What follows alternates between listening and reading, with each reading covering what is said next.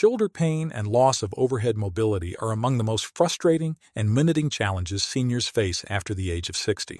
When the shoulder joint quietly loses space and tendons begin catching with every lift, everyday independence starts slipping away, leaving millions of older adults unable to dress themselves, reach a top shelf, or even sleep through the night without waking in pain. Now here's what most doctors won't tell you.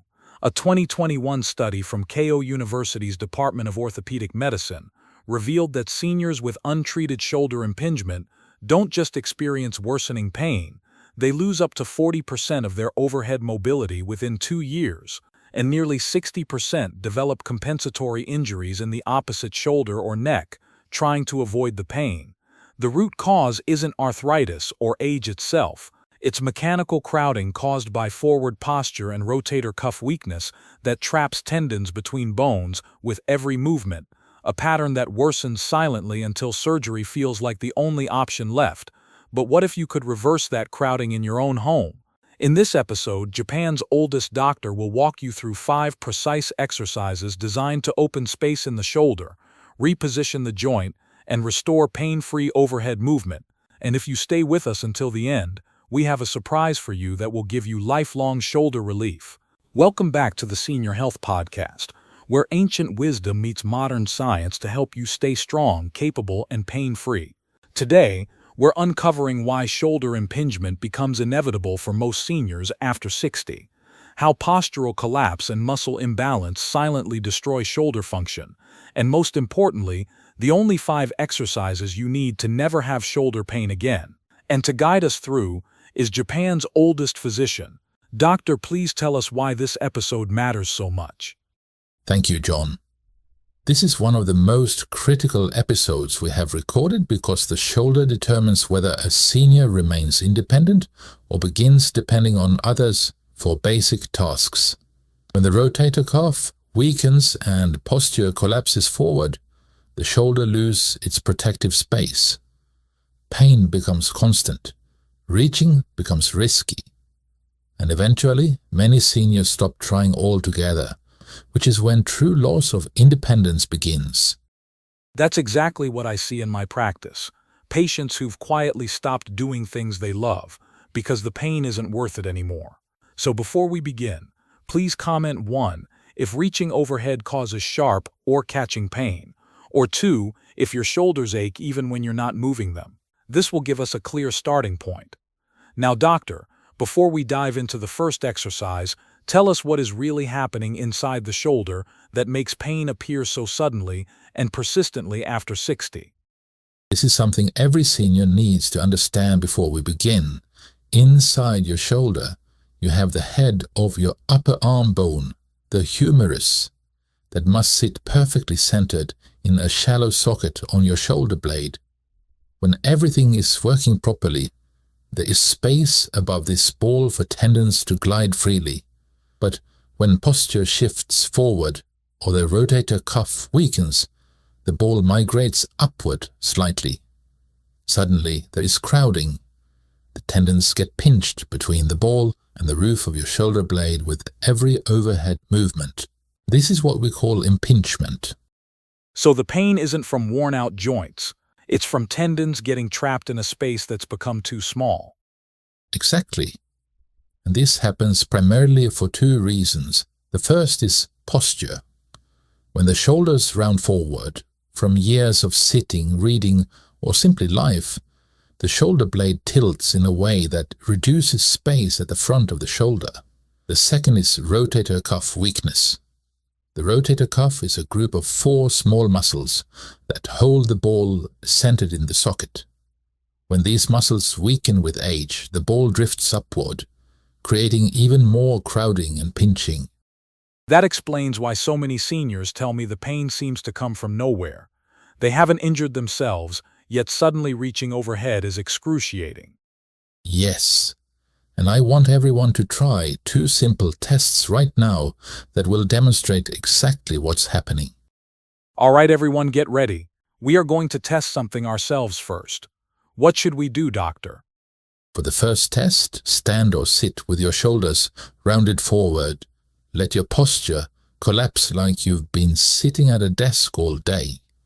Now try to raise your arms overhead. Notice how limited the movement feels. There may even be sharp pain or blocking.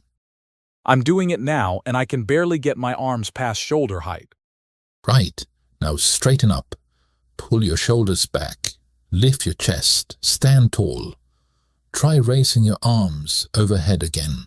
You should be able to go much higher, and the pain should decrease significantly. That's remarkable. Just changing posture created more space instantly. Let's go to the second test. Exactly. Now for the second test. Hold your arms at your sides and turn your thumbs downward, pointing towards your thighs. Now try to raise your arms out to the sides and overhead. Again, you'll feel blocked, limited, possibly painful. Yes, I feel catching in my shoulder almost immediately. Now rotate your hands so your thumbs point toward the ceiling. Raise your arms again. The movement should feel much freer and the pain should reduce dramatically. It's like a completely different shoulder, and this is the perfect moment for some engagement in the comments. Please pause the video right now and share your experience in the comments below. For example, I'm John. I have been following this channel for about 6 months, and I felt a big difference in these tests. John, these 2 tests prove that your shoulder pain is largely mechanical. It's about position, not permanent damage. And this gives us our treatment framework. We must do 3 things. First, we stretch the tight areas that pull the shoulder forward.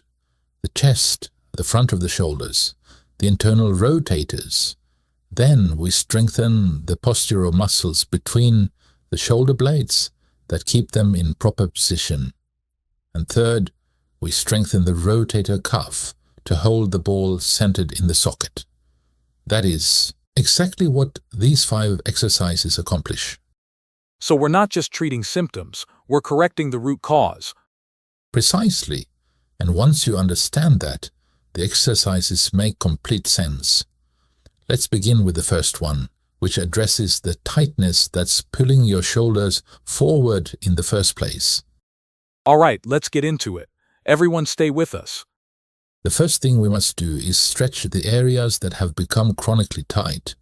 When posture looks like this, shoulders rounded, chest collapsed, it's the chest muscles, the front of the shoulders, and the internal rotators that have shortened and are pulling us into this position. Our first step is to lengthen these tissues and create space for the shoulder to sit properly, and for this we do what I call the doorway stretch. Wait, this is something people can do with just a doorway? Yes. Any doorway in your home works perfectly, and we perform it in 3 positions to target different fibers of the chest and shoulder.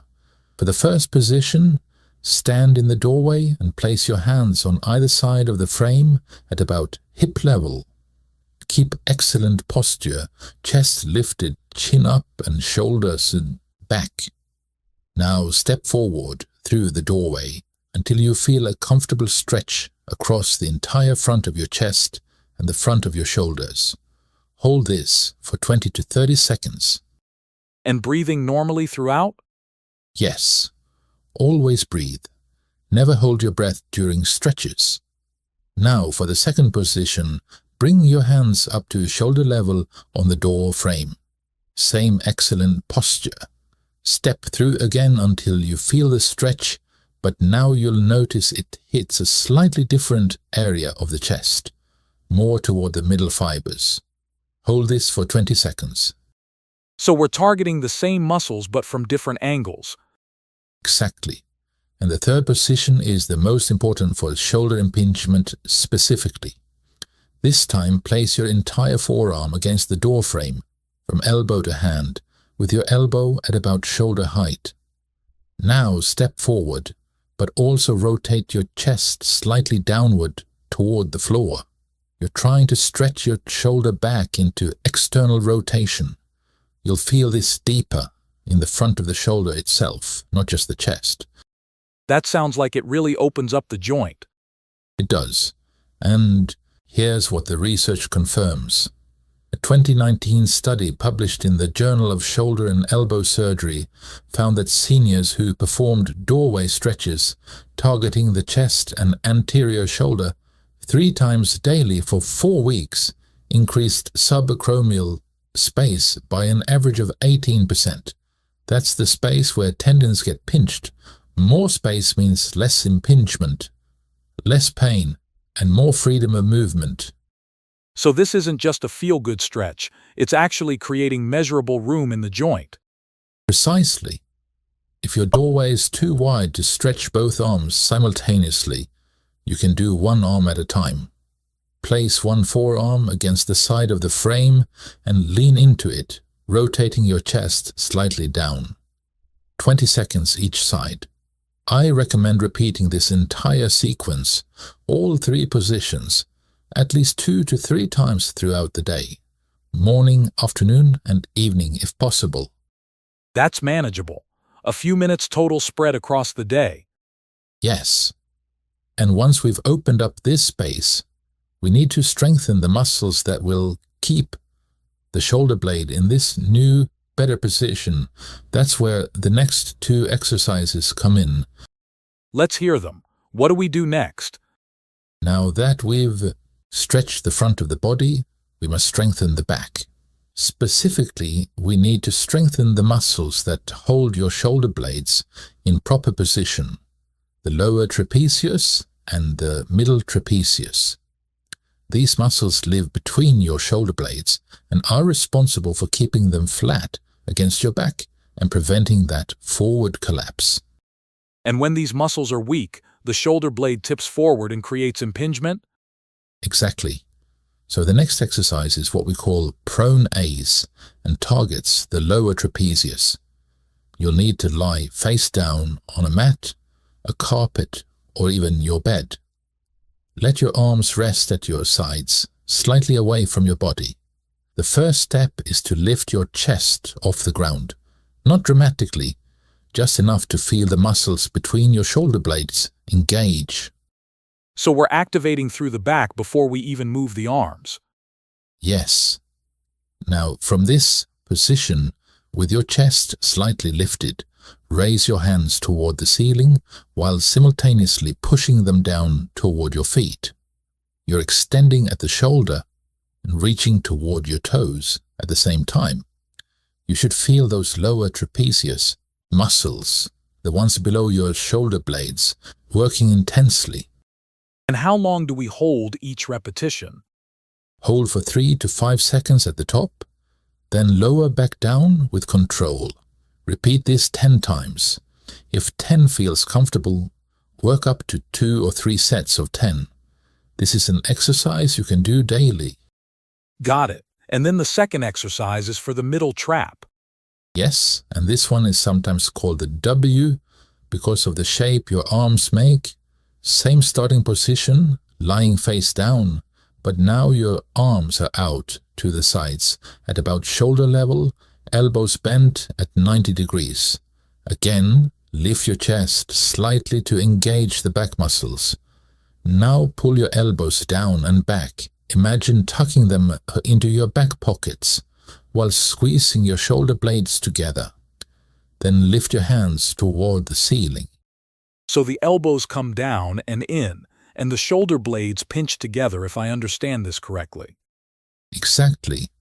When you do this correctly, you'll feel a strong activation right between your shoulder blades, the middle trapezius. Hold for 3 to 5 seconds at the top, then lower with control. Again, it is best to do 10 repetitions, 2 to 3 sets. These seem simple, but I can already feel how challenging they would be.